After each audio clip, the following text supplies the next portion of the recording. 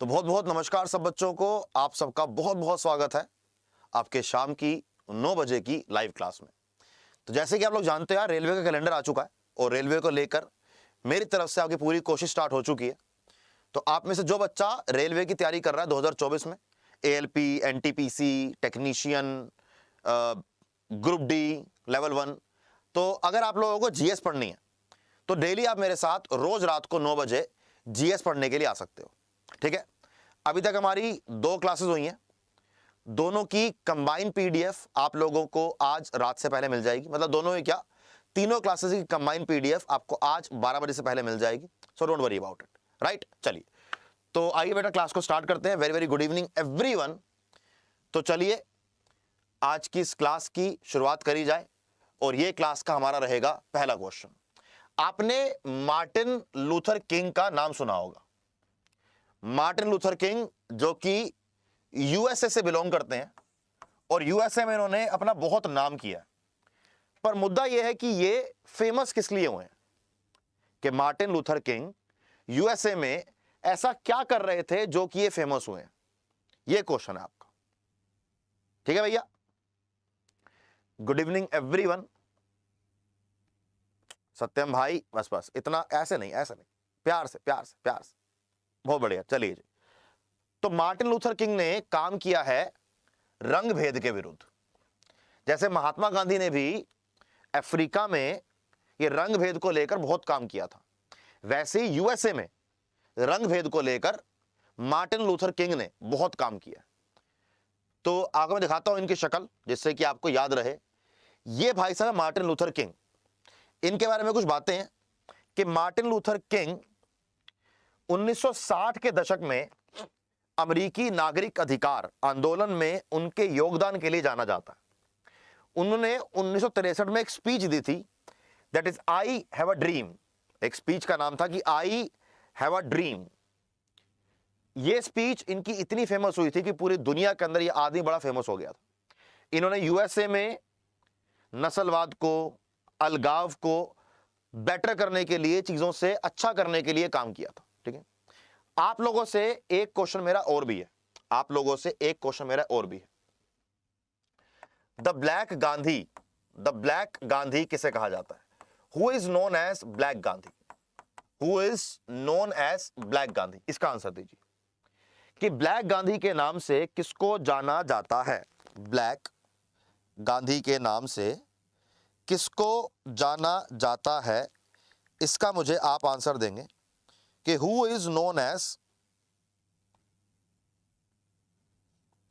Black Gandhi. Yes, definitely इन्हीं को ही USA में ब्लैक गांधी के नाम से जाना गया है। मार्टिन लूथर किंग को USA में ब्लैक गांधी के नाम से जाना गया। ठीक है, ध्यान रखेंगे इस बात को। चलिए, वेरी गुड। अगला क्वेश्चन, एक बुक है लेट्स किल गांधी। नथुराम गोडसे ने 1950 में महात्मा गांधी को गोली मारकर हत्या कर दी थी, राइट। तो उस गोली मार के हत्या कर देने के बाद जो लेट्स किल गांधी है, उसके पुस्तक का नाम क्या है? मतलब उस पुस्तक को लिखा किसने है? Right answer is Tushar Gandhi is the correct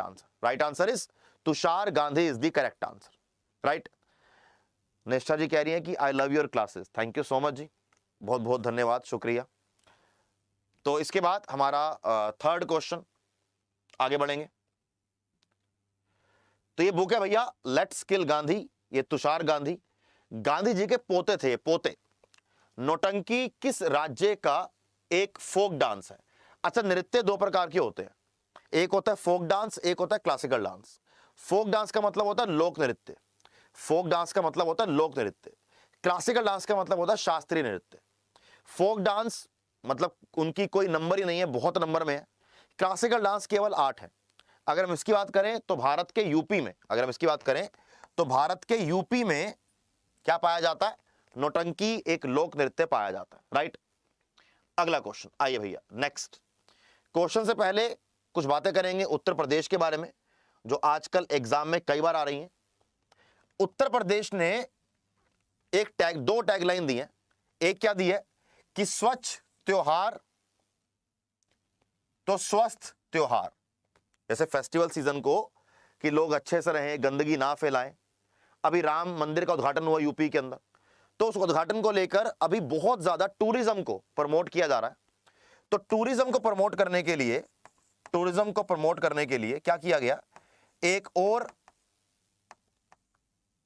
amazing heritage grand experience, amazing heritage और ग्रैंड एक्सपीरियंस, ये भी एक टैगलाइन ये है, एक टैगलाइन ये बेटा ये है। ये दोनों टैगलाइन आजकल यूपी के मतलब नॉर्मल एग्जाम्स में बहुत ज्यादा आ रही हैं, ठीक है। इसके साथ साथ यूपी के कुछ और डांसेस भी जो एग्जाम के अंदर आ जाते हैं, जैसे कि चरकुला, रासलीला, कथक, रामलीला, ख्याल, नौटंकी, दादरा और कजरी डांस, ये आपके यूपी के डांस है और एग्जाम में कई बार आते हैं। तो एक बार सारे बच्चे कमेंट के बॉक्स के अंदर बोल देंगे जय श्री राम। एक बार सारे बच्चे कमेंट बॉक्स के अंदर बोल देंगे जय श्री राम। क्या बोल देंगे बेटा, कि जय श्री राम। बहुत बढ़िया, चलिए नेक्स्ट आगे बढ़ेंगे। अगला क्वेश्चन, थॉमस कप किस खेल से जुड़ा हुआ है? थॉमस कप इनमें से कौन से खेल से जुड़ा हुआ है? वेरी वेरी सिंपल क्वेश्चन, कि थॉमस कप कौन से खेल से जुड़ा हुआ है? बहुत जोर से लाइट ऐसे चमक रही थी कि पता नहीं मेरे फेस पे क्या हो रहा है ना, तो थोड़ा सा अभी कम किया लाइट को, थोड़ा लाइट कम चमके है। तो यस, राइट आंसर इज, क्या बोलते हैं, right answer is badminton. Right answer is badminton is the correct answer. चलिए अगला क्वेश्चन, ये थॉमस कप 2022 का एक पोस्टर है। इस पोस्टर का 2022 से मेरा कोई मतलब नहीं है, बस दिख रहा है कि थॉमस कप बैडमिंटन को बिलोंग करता है, ये दिखाने के लिए है केवल। चलिए अगला क्वेश्चन, शांति निकेतन की स्थापना किसके द्वारा करी गई थी? शांति निकेतन को अभी रिसेंटली यूनेस्को हेरिटेज साइट में 41वां नंबर मिला है कि भारत की 41वीं यूनेस्को हेरिटेज साइट बनी है ये। भारत की 41वीं यूनेस्को हेरिटेज साइट बनी है ये। तो आप मेरे को बताइए कि UNESCO heritage site Shanti Niketan waste Bengal में है, जो कि रविंद्रनाथ टैगोर जी के द्वारा बनाई गई थी, जो कि रविंद्रनाथ टैगोर जी के द्वारा इसका फाउंडेशन किया गया था, फॉर्मेशन किया गया था। राइट, चलिए अगला क्वेश्चन, आइए बेटा। ये आप देख पा रहे हैं कि न्यूज क्या है कि 2 Indian sites join UNESCO world heritage list. 41वें नंबर पर शांति निकेतन और 42वें नंबर पर होयसाला टेम्पल्स कर्नाटका। 42वें नंबर पर होयसाला टेम्पल्स कर्नाटका।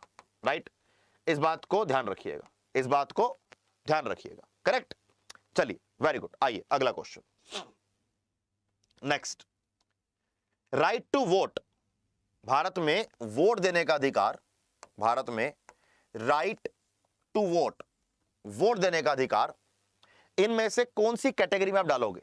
एक बार जो बच्चे क्लास के अंदर आ चुके बेटा, एक बार क्लास को प्लीज आप लोग शेयर कर दीजिए और एक बार क्लास को आप लाइक भी कर दीजिए, ठीक है। एक बार मैं भी जरा इस क्लास को, हमारे बच्चों के साथ टेलीग्राम पर जुड़े हैं मेरे पास, उनके साथ इस क्लास को शेयर कर देता हूं, जिससे कि जो बच्चा अभी तक नहीं आ पाया वो क्लास में डेफिनेटली आ जाए। राइट, तो जब भी हमारी ये वाली क्लास चल रही है, तो जो बच्चा अभी तक नहीं आ पाया वो क्लास में आ जाए, जिससे कि उसको हेल्प मिले, है ना भैया। तो यस, एक बार बेटा आप भी शेयर कर दो, मैं भी साथ साथ इसको शेयर कर रहा हूँ, जिससे कि सब बच्चे क्लास पे जुड़ पाए। तो GS बाय साहिल मदान हमारा ये टेलीग्राम चैनल है, क्लास को मैंने शेयर कर दिया कि we are live, join fast, जिसका मन करेगा वो क्लास में आ जाएगा, है ना भैया। राइट आंसर इज, देखो क्या होता है, राइट टू वोट, वोट देने का अधिकार। पहली बार तो भारत में जिसकी उम्र 18 साल है, जिसकी उम्र 18 वर्ष है, वही भारत में वोट देने के लिए एलिजिबल है, वही भारत में वोट देने के लिए एलिजिबल है, ठीक है। और ये आपके पास एक लीगल राइट है, ये आपका एक कानूनी अधिकार है।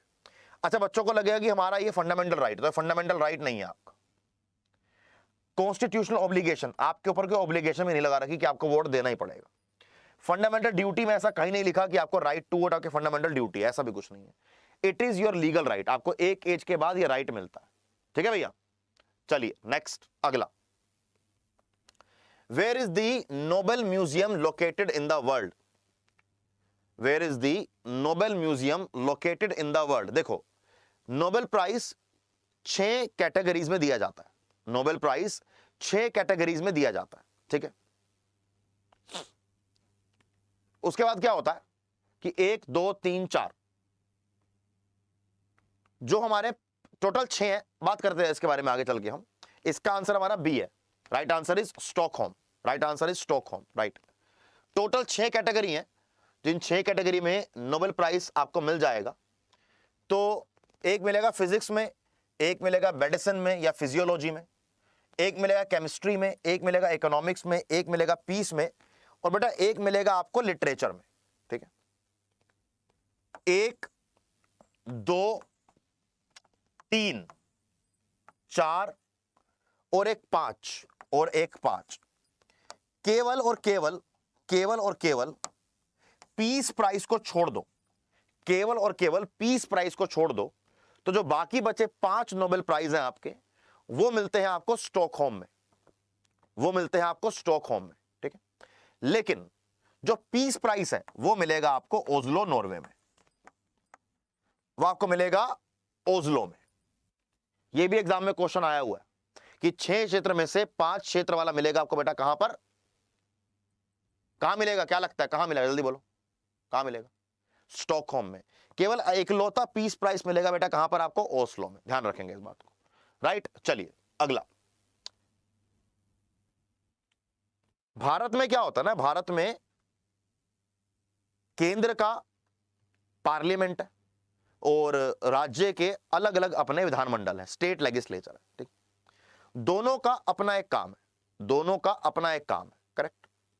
दोनों इसमें क्या कर रहे हैं, तो सेंटर में एक अलग कार्यकारिणी है, सेंटर में एक अलग आपका एग्जीक्यूटिव है, स्टेट में आपके अलग एग्जीक्यूटिव है। क्वेश्चन ही पूछा कि इनमें से कौन कौन सा स्टेट एग्जीक्यूटिव है। गवर्नर राज्य में होता है, और जो काम गवर्नर राज्य में कर रहा है वही काम सेंटर में प्रेसिडेंट कर रहा है। ऐसा बोल दो कि जो काम प्रेसिडेंट सेंटर में कर रहा है वही काम राज्य में राज्यपाल यानी गवर्नर कर रहा है। राज्य में होगा चीफ मिनिस्टर, केंद्र में होगा प्राइम मिनिस्टर। राज्य में होगा चीफ मिनिस्टर, केंद्र में होगा प्राइम मिनिस्टर। राज्य में होगा एडवोकेट जनरल, राज्य में होगा एडवोकेट जनरल ऑफ स्टेट, और केंद्र में होगा attorney general of state, attorney general of state, ये होगा, करेक्ट। तो इसी कारण मैं कह सकता हूं कि राइट आंसर इज डी। तो चाहे राज्यपाल हो, चाहे मुख्यमंत्री हो, या फिर एडवोकेट जनरल हो, ये तीनों आपके स्टेट एग्जीक्यूटिव हैं। Right answer is D. चलिए बेटा अगला क्वेश्चन, नेक्स्ट आ जाइए, 9वां क्वेश्चन। वास्को डिगामा जिन्होंने 1498 में, जिन्होंने 1498 में यूरोप से भारत आने का लिए, यूरोप से इंडिया आने के लिए क्या ढूंढा? सी रूट फाइंड किया। सी रूट क्या ढूंढा बेटा? सी रूट।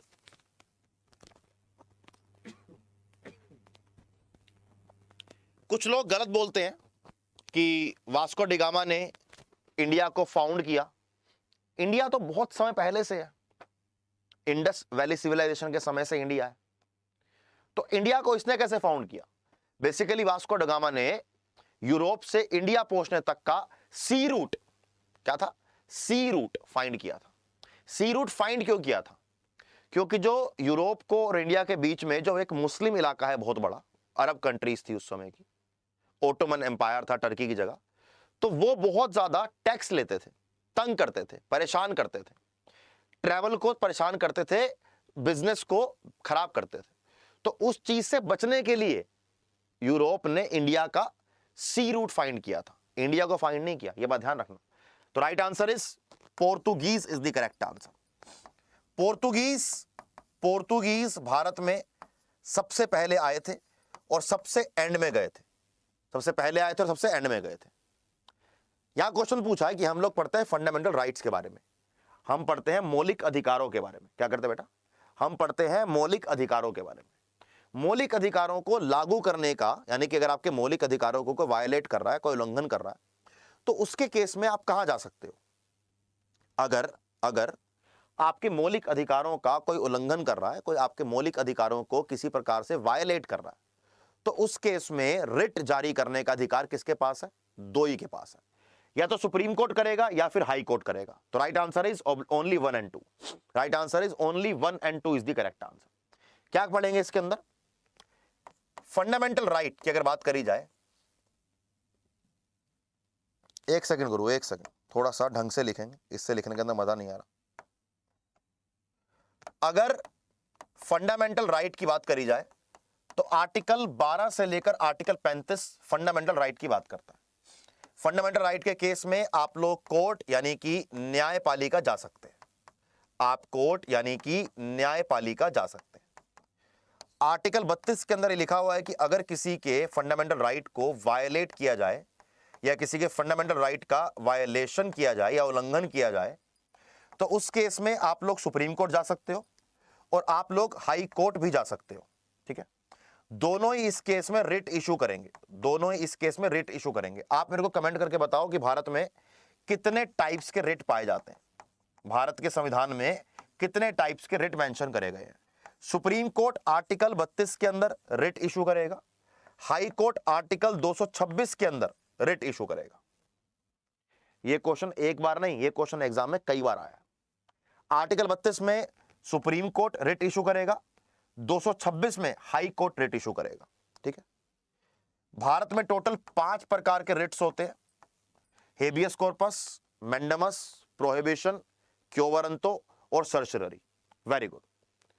अब रिट, अब एग्जाम में क्वेश्चन आए कि रिट जारी करने की शक्ति किसके पास है? सुप्रीम कोर्ट के पास है आर्टिकल 32 में। सुप्रीम कोर्ट केवल फंडामेंटल राइट के केस में, सुप्रीम कोर्ट केवल फंडामेंटल राइट के केस में रिट इशू कर सकता है। परंतु शरंतु तरंतु high court under 226 article, high court under article 226 fundamental right के साथ साथ अदर केसेस में भी, फंडामेंटल राइट के साथ साथ अदर केसेस के अंदर भी रिट इशू कर सकता है। तो अगर कोई आपसे पूछे कि रिट इशू करने का ज्यूरिसडिक्शन या रिट इशू करने का अधिकार सबसे ज्यादा किसके पास है, तो right answer is high court. Right answer is high court. High court ज्यादा केसेस में, हाई कोर्ट ज्यादा केसेस में रिट इशू कर सकता है, लेकिन सुप्रीम कोर्ट केवल फंडामेंटल राइट के केस में रिट इशू कर सकता है। राइट, चलिए ठीक है भैया। एक बच्चा कह रहा है कि सर मुझे नींद आ रही है, आप बताओ। सारे बच्चे जो हमारे पास कमेंट के अंदर बैठे हुए हैं, एक बच्ची बोल रही है कि सर मुझे नींद आ रही है, क्या करूं? अच्छा, नींद आए तो क्या करना चाहिए, आप बताओ। अगर नींद आए तो क्या करना चाहिए, क्या लगता है आपको? आप बताओ मुझे, मेरी छोड़ दो, मैं तो बेवकूफ आदमी हूं, आप सब लोग पढ़े लिखे हो। आप बताओ कि नींद आए तो क्या करना चाहिए। Right answer is B. चलिए भाई, अगला क्वेश्चन 11वां। वर्ल्ड स्पैरो डे, गोरैया दिवस कब मनाया जाता है? गोरैया की पॉपुलेशन को कंट्रोल करने के लिए, गोरैया की पॉपुलेशन को मेंटेन करने के लिए, कंजर्व करने के लिए विश्व गोरैया दिवस मनाया जाता है। बेटा कब? एक ही तरीका होता है, एक ही तरीका होता है बेटा इसके तो। 20 मार्च करेक्ट आंसर है। क्या लिखा है? 20 मार्च करेक्ट आंसर है। जब भी आपको नींद आए सो जाओ, जब भी नींद आए सो जाओ, लेकिन जब जागो तब भी नींद आ रही है फिर सो जाओ। जब तक नींद तुम्हारी बेइज्जती ना कर देगी, अब तो उठ जा, अबे बेशरम, कब तक सोएगा? जितना ज्यादा सोएगा तेरी किस्मत भी सोएगी। जब तक नींद आपकी बेइज्जती करना चालू ना कर दे कि उठो महाराज उठो, जीवन में कुछ करो, तब तक सो जाओ, भरपूर सो जाओ, टेंशन की जरूरत ही नहीं है। ठीक है भैया, चलो अगला, नेक्स्ट 12वां क्वेश्चन। सिंधु घाटी सभ्यता, सिंधु घाटी सभ्यता का मैनचेस्टर किसे कहा गया? सिंधु घाटी सभ्यता, अभी CSIR SO ASO के एग्जाम में सिंधु घाटी सभ्यता के लोकेशंस पूछे गए, सिंधु घाटी सभ्यता के लोकेशंस पूछे गए। अब क्वेश्चन यह है कि CSIR की बात तो अलग है, लेकिन सिंधु घाटी का मैनचेस्टर किसे कहा गया? देखो, इंडस वैली सिविलाइजेशन का जो पोर्ट सिटी है, पोर्ट यानी क्या है बेटा? बंदरगाह, यानी कि बंदरगाह किसे कहा गया भैया? बंदरगाह कहा गया बेटा किसको? लोथल को। और उसी लोथल को ही जो गुजरात में है, उसी को ही बेटा मैनचेस्टर ऑफ IVC कहा गया। मैनचेस्टर ऑफ आईवीसी कहा गया, ध्यान रखेंगे इस बात को। चलिए नेक्स्ट अगला क्वेश्चन, गरडी, गरडी एक फोक डांस है, ये गरडी फोक डांस इन चारों में से कहां पाया जाता है? ये गरडी फोक डांस इन चारों में से कहां पाया जाता है ना भैया? यार नींद मुझे बहुत आती है, नींद की टेंशन नहीं है, मैं भी सोता हूं मस्त आराम से, ठीक है। देखो जैसे अभी एक डांस है कोल, एक डांस है कोल कली, एक डांस है कोल कली, ये भी डांस है, ये भी एग्जाम में कई बार आ रहे हैं। तो कोल डांस महाराष्ट्र में गोवा के अंदर किया जाता है, ठीक है। कोली डांस है basically, Koli dance. Kolkali dance आपके किया जाएगा लक्षद्वीप में, कोलकली डांस लक्षद्वीप में किया जाता है, ठीक है। उसी के साथ साथ गरडी नृत्य आपको देखने को मिलेगा पुडुचेरी में, या आपका पुडुचेरी के अंदर आपको देखने को मिलता है, राइट। तो यस आगे बढ़ेंगे बेटा, नेक्स्ट क्वेश्चन पर चलेंगे अपने। कंबला, कंबला कर्नाटका का एक फेस्टिवल है, कंबला कर्नाटका का एक फेस्टिवल है। इस फेस्टिवल के अंदर बेसिकली होता क्या है? ये फेस्टिवल इन चारों में से, ये फेस्टिवल इन चारों में से किससे रिलेट करता है? क्या यहां पर मुर्गों की लड़ाई कराई जाती है? क्या यहां पर मुर्गों की लड़ाई कराई जाती है? क्या यहां पर बुल फाइट, सांडों की आपस में लड़ाई कराई जाती है? यहां पर बुफेलो की रेस कराई जाती है, यहां पर भैंसों की लड़ाई रेस कराई जाती है कि कौन जीतेगा। आओ तुम्हें लाइव दिखाता हूं, ये देखो लाइव, देखो लाइव कि कैसे भैंसों की, देखो ये भाई भाग रहा है भैंसों को लेके। इसी प्रकार आदमी के साथ साथ भैंसों की भी, इसी प्रकार आदमी के साथ साथ भैंसों की भी क्या कराई जाएगी बेटा? क्या कराई जाएगी बेटा? क्या कराई जाएगी? लड़ाई कराई जाएगी। लड़ाई, लड़ाई हो रही है ना, रेस हो रही है, रेस, रेस हो रही है, रेस, ठीक है भैया। चलिए next, how long did the constitution assembly take time to frame the constitution? Constituent assembly के बारे में बात कर लेते जरा एक बार, आप मुझे आंसर दे दो, आप मुझे आंसर दे दो।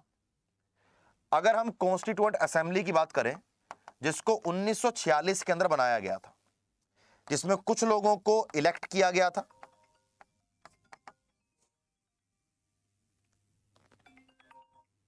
जिसमें कुछ लोगों का निर्वाचन किया गया था,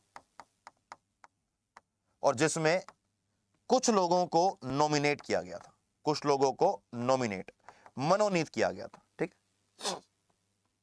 यह एक कॉन्स्टिट्यूएंट असेंबली है। इसके द्वारा एक ड्राफ्टिंग कमेटी बनाई गई थी, इसके द्वारा एक ड्राफ्टिंग कमेटी बनाई गई थी। उस ड्राफ्टिंग कमेटी के अध्यक्ष थे B.R. अंबेडकर साहब, B.R. अंबेडकर साहब। इस ड्राफ्टिंग कमेटी को लगे 2 साल 11 महीने और 18 दिन, क्या लगे? 2 साल 11 महीने और 18 दिन, 18 डेज लगे। तो ऑलमोस्ट 3 साल का समय लगा, ऑलमोस्ट 3 साल का समय लगा इसको बनाने में। तो right answer is C, right answer is C. Very good, ध्यान रखेंगे इस बात को, ठीक है। चलिए अगला question, next. World health organization का हेडक्वार्टर, वर्ल्ड हेल्थ ऑर्गेनाइजेशन का हेडक्वार्टर कौन सी कंट्री के अंदर पाया जाता है? सिंपल क्वेश्चन है, Geneva Switzerland is the correct answer, Geneva Switzerland is the correct. जैसे आईएमएफ का, अगर हम आईएमएफ की बात करते हैं, एग्जाम में कई बार आया था आईएमएफ का हेडक्वार्टर, वर्ल्ड बैंक का हेडक्वार्टर कहां पाया जाता है बेटा? ये पाया जाता है वॉशिंगटन में, ये पाया जाएगा बच्चे वॉशिंगटन में। वहीं पर जैसे आपका यूनेस्को का आ जाए, यूनेस्को का बेटा पाया जाएगा पेरिस में, ठीक है। आपके यूएन का आ जाए, ये पाया जाएगा बच्चे न्यूयॉर्क में। WTO, WHO ये पाया जाएगा बेटा कहां पर? आपका जेनेवा स्विट्जरलैंड में, ये पाया जाएगा आपका जेनेवा स्विट्जरलैंड में, राइट, ध्यान रखेंगे। चलिए भैया अगला क्वेश्चन, नेक्स्ट।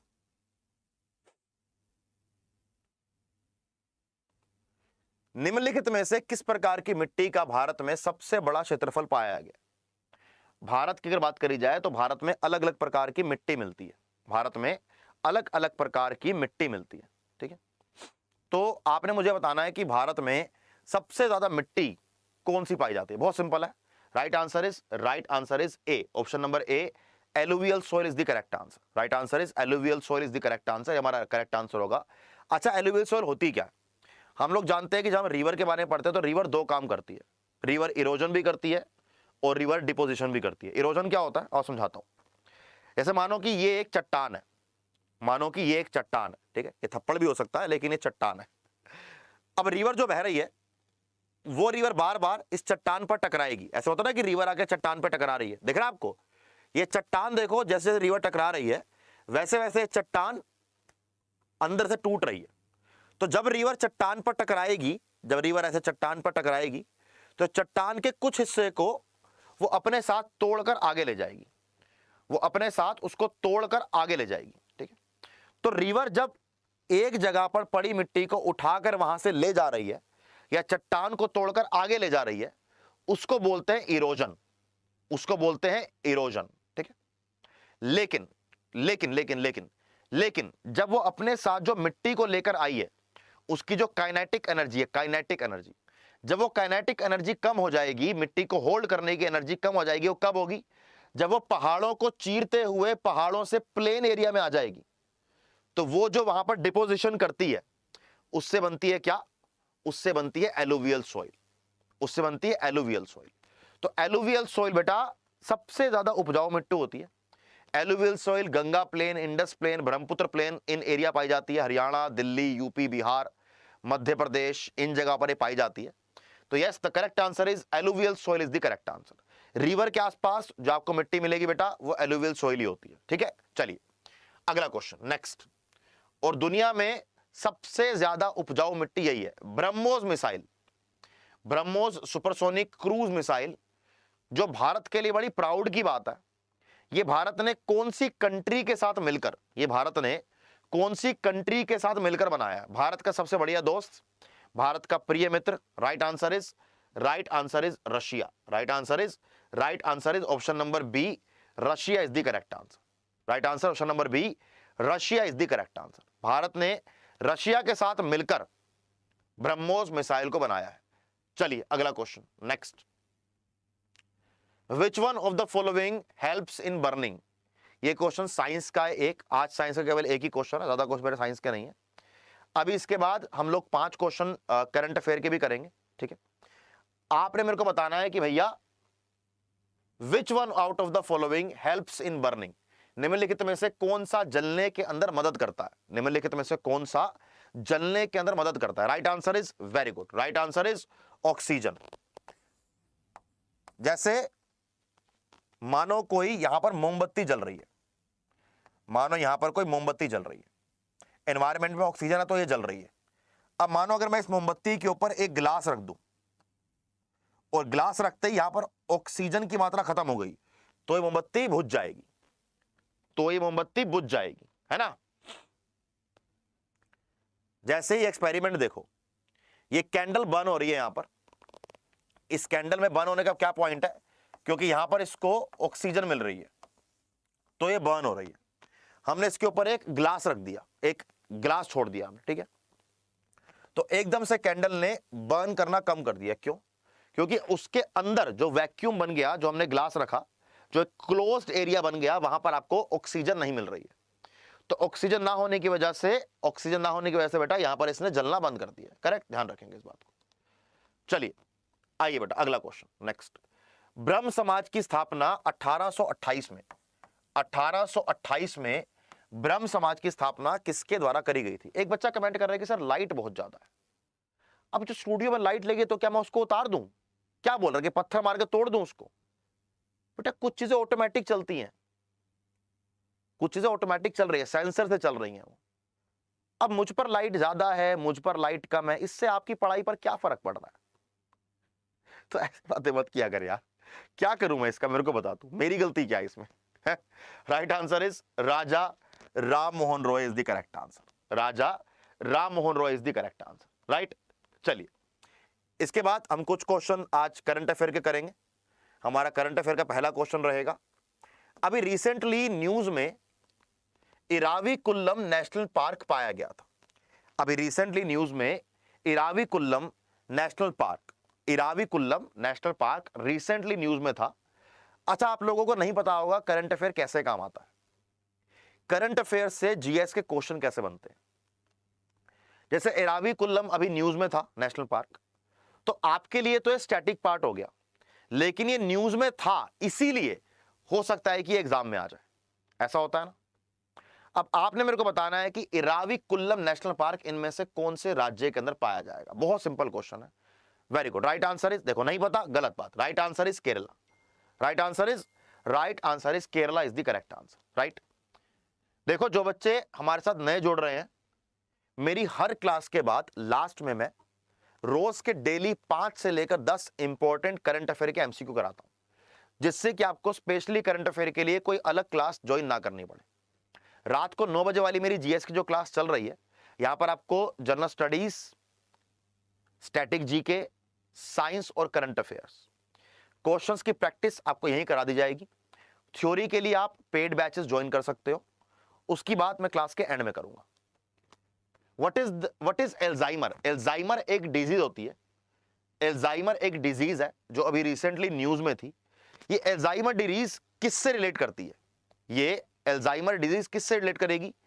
ये एक ब्रेन कंडीशन है, ये एक मस्तिष्क की खराब स्थिति है, ये मस्तिष्क की एक खराब स्थिति है। तो right answer is it is a brain condition. Right answer is बेटा कैंसर नहीं है, ये ब्रेन कंडीशन है एल्जाइमर।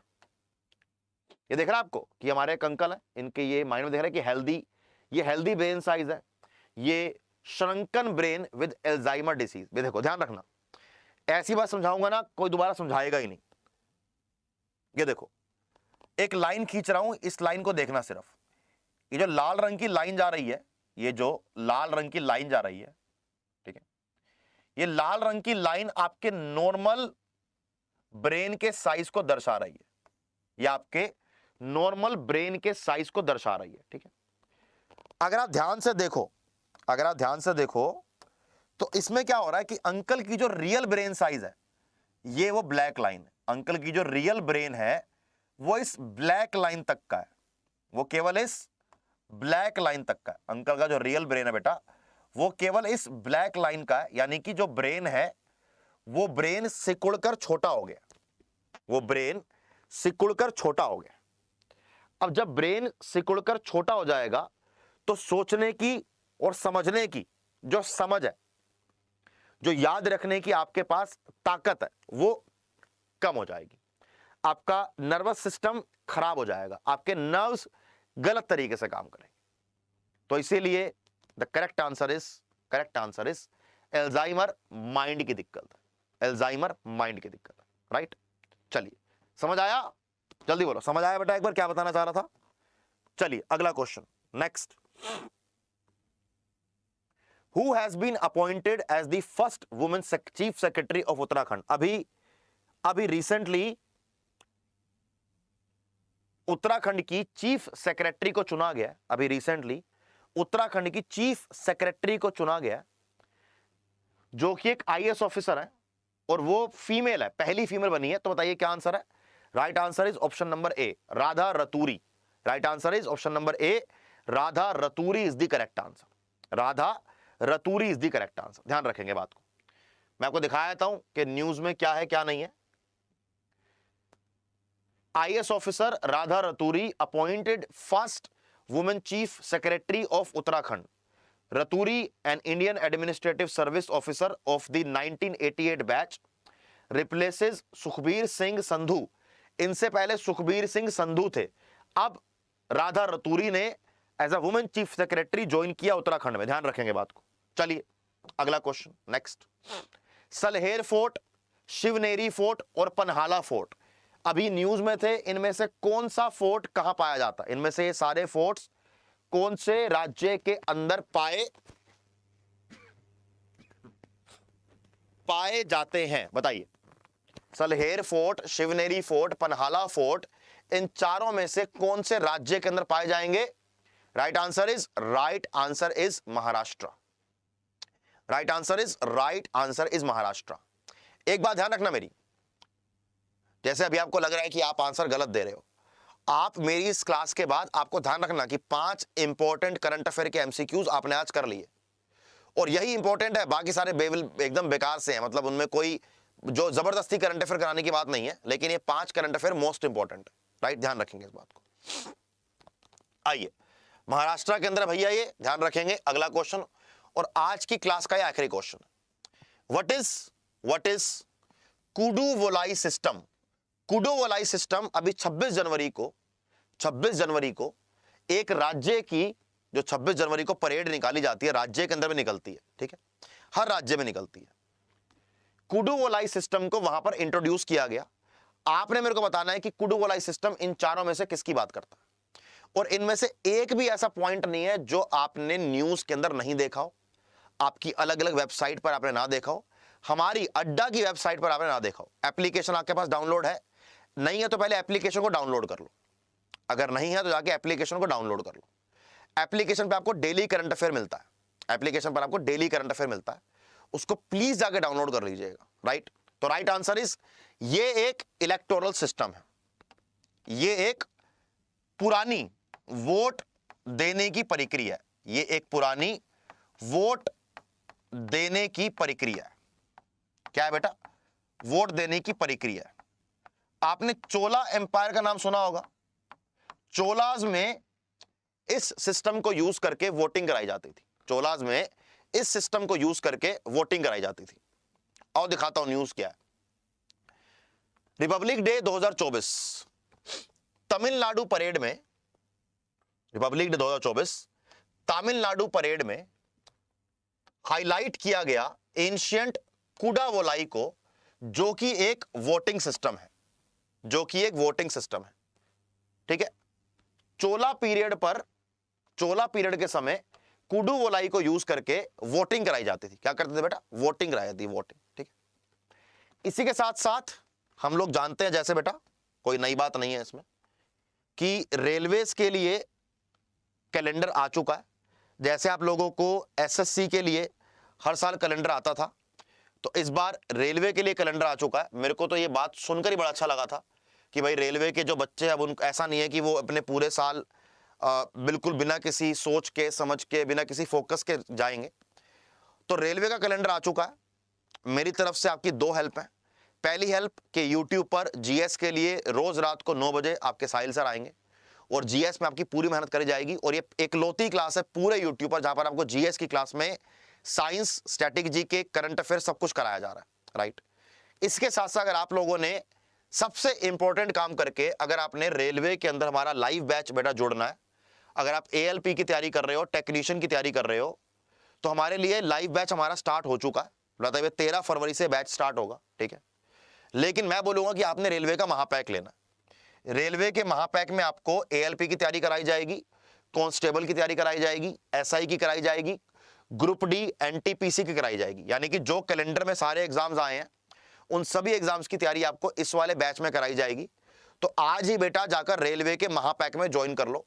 13 फरवरी को जो एएलपी का लाइव बैच स्टार्ट होगा, या आरपीएफ का बैच स्टार्ट होगा, या फिर आपका एनटीपीसी का, या आपका कांस्टेबल का, टेक्नीशियन का बैच स्टार्ट होगा, रेलवे के महापैक में आपको सारे के सारे आपको महापैक मिल जाते हैं। सारे के सारी आपको लाइव क्लासेस मिल जाती हैं, ठीक है। अगर मैं नीचे आपको लेकर चलूं, यहां पर आपको एक्सपीरियंस फैकल्टीज आप लोग जानते ही हैं, 24/7 क्लास की रिकॉर्डिंग, पीडीएफ और नोट्स, इंटरेक्टिव क्लासेस, साथ साथ ये आपके सारे जो एग्जाम्स है, रेलवे का आपका group D, ALP, technician, RPF, NTPC, railway के सारे एग्जाम्स आपके इससे कवर हो जाएंगे, रेलवे के महापैक से, ठीक है। आपने बाय नाउ पर क्लिक करना है। जो बच्चा मेरी क्लास देख रहा है उसी को बेटा ये कोड मिलेगा Y724, अप्लाई कर देना इसको। अप्लाई करते ही केवल 1839 रुपए का आपको ये महापैक मिल जाएगा। कोड लगेगा Y724, और ये कोड लगाकर आपको 80% के आसपास का डिस्काउंट मिलेगा। साथ में आपको 1000 MCQs की मेरी तरफ से आपको ई बुक मिलेगी। ये आपको तब मिलेगी जब आप ये वाला कोड लगाएंगे। इस कोड के अलावा कोई और कोड लगेगा तो आपको 1000 MCQs की ई बुक नहीं मिलेगी। साथ साथ रेलवे के सभी एग्जाम्स के लिए पूरे साल का प्रोग्राम रहेगा। गाइडेंस एंड मेंटरशिप आपको 100% बिल्कुल फ्री। अगर आप लोग केवल रेलवे की तैयारी कर रहे हो तो रेलवे का महापैक, अगर आप लोग एसएससी और रेलवे दोनों की तैयारी कर रहे हो तो बेटा फिर एसएससी का महापैक। ठीक है, इसी के साथ साथ आपसे मैं दो बातें और भी करना चाहूंगा जो मैं चाहता हूं कि आप लोग डेफिनेटली करें। आपने हमारी वेब अभी यूट्यूब खोला होगा, आप एक काम करो, मेरे कहने पर आप लोग ना हमारे चैनल के होम पेज पे जाओ, हमारे चैनल के आप होम पेज पे जाओ, आप एसएससी अड्डा के जो आपने चैनल जहां देख रहे हो बेटा, आप उसके मेन पेज पे जाओ, एसएससी अड्डा के मेन पेज पे। ठीक है, गलत लिख दिया मैंने कुछ, है ना, तभी आ नहीं रहा, इतनी देर हो गई है। चलो इसको हम शुरू से सर्च करते हैं, एसएससी अड्डा। ठीक है, आ गया ऊपर ऊपर। यहां पर आपने क्या करना है, यहां पर देखो, आप देख रहे हो ना, यहां पर आपकी एक क्लास चल रही है, देखो ये आपकी क्लास चल रही है ना, ये वाली एएलपी वाली, राइट। आपने क्या करना है, आपने इस होम पेज पर जाना है और इस रेलवे के चैनल को जाकर बेटा आपने सब्सक्राइब करना है। ठीक है, इसके साथ साथ अभी जीडी वाले बच्चों के लिए एक ये सेशन लगा हुआ है, यहां पर आपको सेशन दिख जाएगा कि भैया 10 फरवरी को 7 बजे कुछ खास होने वाला है, 10 फरवरी को 7 बजे कुछ खास होने वाला है। एक तो ये आप जाके लाइक कर दो इसको, दूसरा लाइक तो कर सकते हो, लाइक करने में क्या है, दूसरा आपकी एक 14 घंटे की मैराथन प्लान करी गई है हमारे Abhinandan sir, Sahil Tiwari sir, Akshay sir, हमारे Pawan sir, Vinay sir, Ashutosh sir, Atul sir, इन सबके द्वारा 14 घंटे की लगातार की मैराथन चलेगी बेटा। कब? 4 दिन में की मैराथन चलेगी, 11 फरवरी को बेटा मैराथन चलेगी आपकी। तो जाके इन दोनों सेशन को प्लीज लाइक कर दो, इतना मेरे ख्याल से मेरे लिए कर सकते हो। ठीक है, अब आएगी बात आपके पीडीएफ की, अब आ रही है बात आपके पीडीएफ। पीडीएफ कहां से मिलेगी? पीडीएफ को लेकर मेरा आप लोगों को वादा था, और वादा आपको मैंने ऐसे ही खुले में नहीं किया था, उस वादे को लेकर बेटा बहुत सीरियस भी हूं। हमारी अभी क्लास 1 हो चुकी है, हमारी क्लास 2 हो चुकी है और क्लास 3 हो चुकी है। इन तीनों की कंबाइंड पीडीएफ, इन तीनों की कंबाइंड पीडीएफ आपको GS by Sahil Madan, GS by Sahil Madan नाम के टेलीग्राम चैनल पर मिल जाएगी, और साथ साथ अड्डा के अंदर हमारा कम्युनिटी में जो ग्रुप है दोनों पर नाम सेम है, आपको वहां मिल जाएगी। एक बच्चे का डाउट है कि सर ऋतिका कह रही है डीएसएसबी के लिए, हाँ बेटा DSSB के लिए भी आप मेरी क्लास से जीएस पढ़ सकते हो। तो आज के लिए इतना ही, all the very best to all of you, Jai Hind, bye bye.